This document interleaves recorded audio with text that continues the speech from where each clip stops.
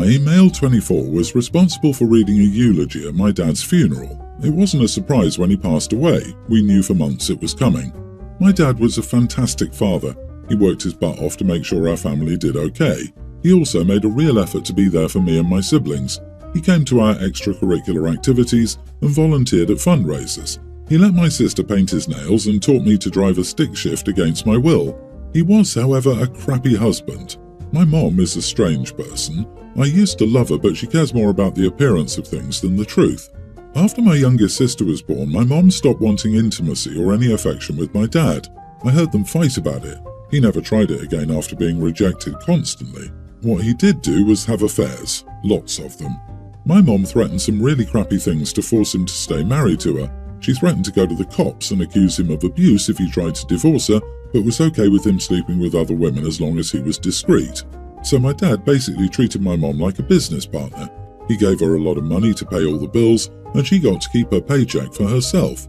In return, she left him alone to be a dad and smash. It worked for them. He wrote his own eulogy because he wanted everything out in the open once she had nothing to hold over him. Since it was his dying request, I agreed to do it. It was funny, vulgar, profane, and honest, just like my dad.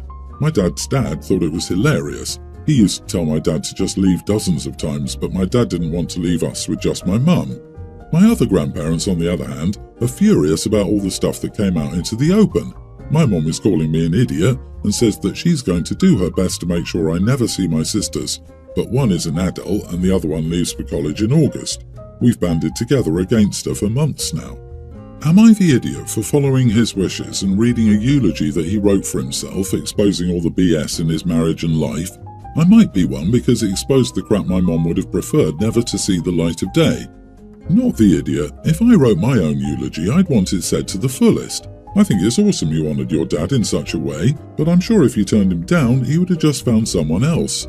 I'm sure the anger from your mother's parents is rooted in their own embarrassment, and the same goes for your mother. I'm sure your dad would have been proud. Kudos for giving him a chance at poetic justice, even if it's just words, and may those words live on in the minds of those who heard them. Yeah, pretty hilarious to publicly humiliate your wife once you're not there to deal with the fallout. Better to put the fallout on the kids. Sounds like OP's parents had a terrible marriage. That's on both of them.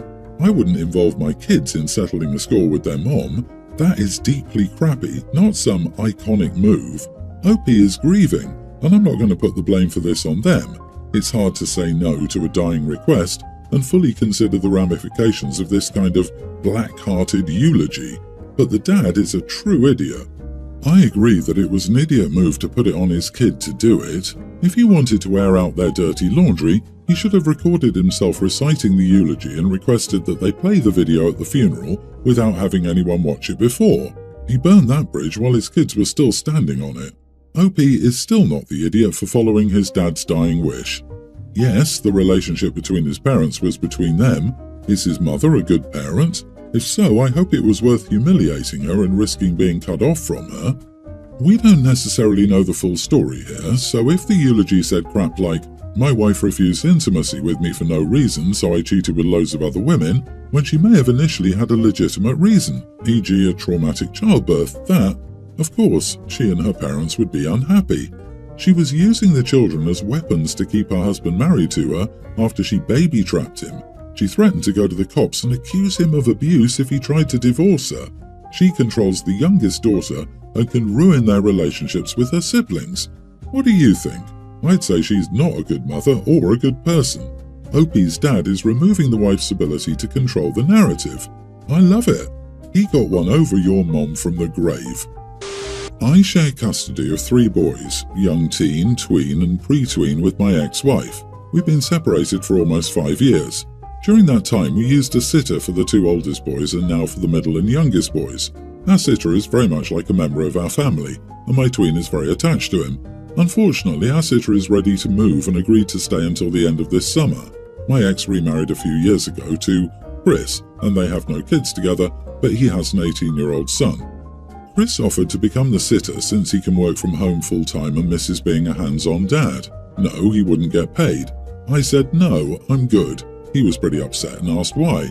I simply said that he's not a neutral party and I don't think you'd connect with the boys as our current sitter has. Plus, I don't think he has the patience. I can't see him having a sense of humour when the oldest cops an attitude, when the tween refuses to shower, or when the youngest whines. I said worst comes to worst, I'll take care of it myself by changing my work schedule so I can work from home full time. He asked me what was up with my attitude and I said I was being blunt. Things have gone well for the last 5 years and I want to make sure it still does. My ex is angry at me and is complaining about the money that has to be spent on a sitter. She said that I should be paying 100% of the babysitter costs if we ended up needing one since I turned down an opportunity for a free sitter. You are the idiot. If you're determined not to let their stepdad do the babysitting, which, barring a pressing reason, honestly sounds like you resent the idea of your kids bonding with their stepdad, then you need to pony up the cash since you're the one vetoing the free option. It wouldn't even be babysitting. Oh no, how dare the kid's stepdad want to actually parent and bond with his stepkids? OP, do you have any idea how many kids of divorce would give anything to have their stepparent actually care about them? It sounds like you're bitter that stepdad would get to spend more time with the kids. And he has an 18-year-old son, so he has the experience and has been involved with his stepkids. Nah, he's jealous and still not over his ex, so he's got to pay for a sitter. I'd be checking the custody agreement if I were your ex. In my agreement, I'm only responsible for childcare on my custody days and can decide what that childcare is. My ex had his mom babysit for free on his days while I was paying for aftercare on my time. Now that I'm remarried, I definitely have my husband's help when needed. Update, my kids are not dogs who love anyone that feeds them and takes them out on walks. Chris hasn't been hands-on with them because he has his own kid, and my kids are mostly with me. Being a sitter is unlike any role he's ever played in their lives. I already know how it will go down. He's going to think the boys will be happy to have him as a sitter, will listen, want to snuggle and talk to him about personal things because that's what he did with his son. His relationship with his son has always been odd. My kids will hardly be excited and will likely want to avoid him in that capacity. I, 27 female, have a kindergarten-aged son with my ex. I'm still on good terms with him and he's a good dad to our son. He also has a stutter and he's very insecure about it. It was my son's birthday party 3 days ago, and the first time my husband's family met my ex, so I told them about my ex's stutter and asked them to please not make any remarks. Everybody got the message and was very patient with him except my sister-in-law. I guess because, during their first conversation together, my ex had a bit of difficulty finishing a sentence. My sister-in-law started huffing in annoyance and I just gave her a stop it look. During another conversation my ex had once again trouble finishing a sentence. My sister-in-law said, maybe we need to come back tomorrow and by then his sentence will be finished, which made other people laugh, but not my ex. So I took my sister-in-law aside and told her to quit, and if she had so many issues with talking to my ex, she should go talk with other people. She promised she'd stop and we left it at that. But during yet another conversation when my ex's stutter showed again, she said, so are you going to finish that one or should we just move to something else? At this point I had enough and finally asked her to leave. I told her that if she couldn't respect my ex's stutter, her place wasn't here. She protested and said I couldn't kick her out of her nephew's birthday party, but I answered that I could. My husband arrived and told her to leave to avoid further drama. She agreed and left. Once everybody left, my husband started yelling that my behaviour was embarrassing, that I ruined my son's party for childish drama, and that his parents were now mad at both of us for kicking my sister-in-law out, and apparently they said they wouldn't allow me in their house again if I didn't apologise to her. Not the idiot. It is not childish drama, it's ableism and straight-up bullying. I have a speech impairment and difficulty phrasing what I think, and people often do similar things when I'm talking. The one thing I noticed is that people are always trying to undermine me or make me seem less than them. I believe your sister-in-law already wanted to make your ex feel unwelcome at his son's event. What the heck? Your sister-in-law is the idiot. A huge one. OP, open your eyes already. You chose to marry an idiot too. Idiots often have idiot relatives. So please, go petty. Call your in-laws and say, I'm sorry you failed to raise your daughter without basic social graces. I'm sorry that you've allowed her to become a bully. I'm sorry that I can't co-sign her behaviour like you do. Definitely do that. But wow, the family you married into is horrid. And just imagine their treatment had your son also had a speech impediment. Common decency aside, The sister-in-law must be removed for your son's benefit.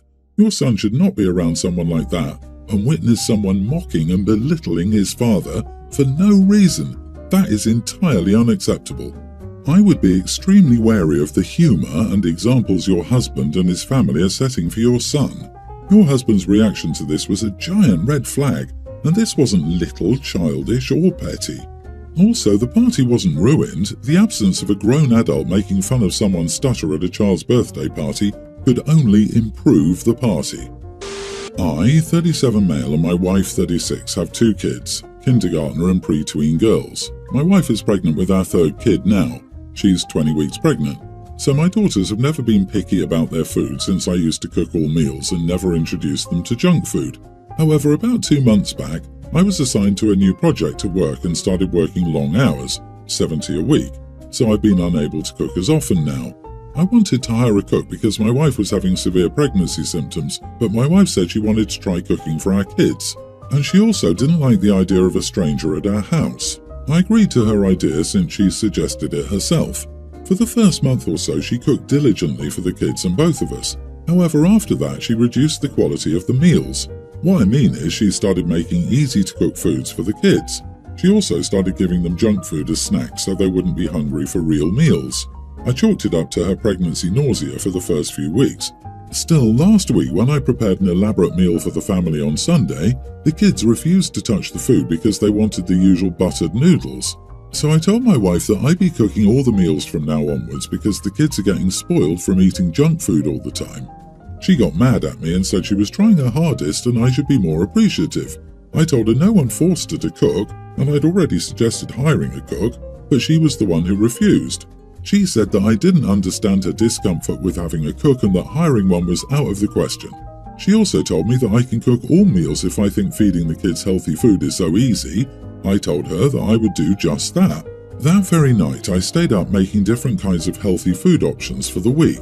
Fruit salad, chicken stir-fry, pasta sauce with veggies, mushrooms and tomatoes then blended, cauliflower soup and banana bread. I froze everything so they could be reheated during the week. I've just reheated food throughout the week and gave it to the kids. Since they only want noodles, I added the sauce and chicken stir-fry to the noodles along with grated cheese. They just eat it without detecting any veggies in it. For their school lunches, I pack ham and cheese, tuna, chicken sandwiches the night before, along with fruit salad and chocolate milk. They get a slice of banana bread for after-school snack, sandwiches and soup for dinner for me and my wife. My wife told me the food tastes good, but it's stale food, so she thinks it's the same as what she used to cook for the family. I told her at least I was putting effort into the meals, unlike her who was using the kids' picky behaviour as an excuse to be lazy. She got mad at me and said that she wasn't being lazy and that the kids really were picky. Now she's not speaking to me for the past 2 days. Am I the idiot? Not the idiot. You're doing a good thing for your kids and for your wife. Frozen isn't stale. She just said that because she feels guilty for not putting in the effort herself. Don't worry about it. She's having a hard pregnancy. Good job, Dad.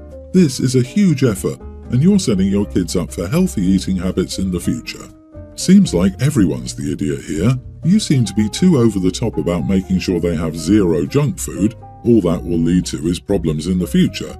Your wife is pregnant and probably tired, so she doesn't have the energy to cook even though she wants to cook healthy meals and is coming across as unappreciative of what you're doing. Maybe split the load, half prepped by you and the rest cooked by her. It's all about balance. He called his pregnant, nauseous wife, who spends all day looking after 2 kids, lazy. Lazy. He's the idiot. She's not being unreasonable because of her hormones. She doesn't want to deal with a stranger in her house on top of everything she's dealing with. She is pregnant and vulnerable, and OP is brushing her off. I, nearly adult male, have been taking my brother Teen with me for runs. We tend to go at 6:30 in the morning and it's been really relaxing. My brother and I have also got along much better as a result, and I've gotten to know my brother a lot better. The problem is my younger sister, young Teen, wants to join as well, but she's an absolute brat in terms of personality. She always snitches on my brother and me, and she's treated like the golden child by her parents. She's also annoying and has low tolerance and patience for anything difficult. Plus, I don't want to have to babysit a kid and run simultaneously. My sister started waking up at 6:30 to try and catch us, and she would usually involve our parents, So for about a week she came running with us. It was pretty bad. She didn't know anything about proper pacing or running form and mechanics, and didn't really know how to expend the least amount of energy with foot placement. She would get mad at us for running for so long and would get annoyed if we talked since it disturbed her rhythm. I finally got tired of this and told my brother that we'll start early. For the next couple of weeks we left at 4:30ish and just told our sister that we didn't want to run anymore, so she stopped waking up at 6:30. But now my brother's feeling bad and said that maybe we shouldn't have lied. We should have told her up front she's not welcome, but I didn't really want to have that kind of conversation. You are the idiot, but it's because you didn't actually communicate with your sister. She's the youngest and she likes you guys. She's literally willing to try and do something she has little to no experience in just to spend some time with you guys. She's your sister, and if you really want to isolate her from you and your brother, that's your prerogative. Do as you like. But consider how that will impact your relationships with her and your brother. Siblings don't automatically love each other because they're related. That's a myth. All relationships take work and effort. Yeah, all I can think about is how a young teen is getting up at 6:30 in the morning just to run with you guys. To me, it seems like she pretty obviously wants to bond with you. I also hope that during your 4 a.m. runs, you guys are wearing bright clothes or using lights. It's still pretty dark out and you could be putting yourselves in danger. I think OP's not the idiot. I get the people saying there should have been a conversation with your sister, but this seems like a bigger issue stemming from your parents and their favoritism. It sounds like you're ignoring her instead of calling her out in order to keep the peace in your family. The damaged family dynamic isn't your responsibility to solve.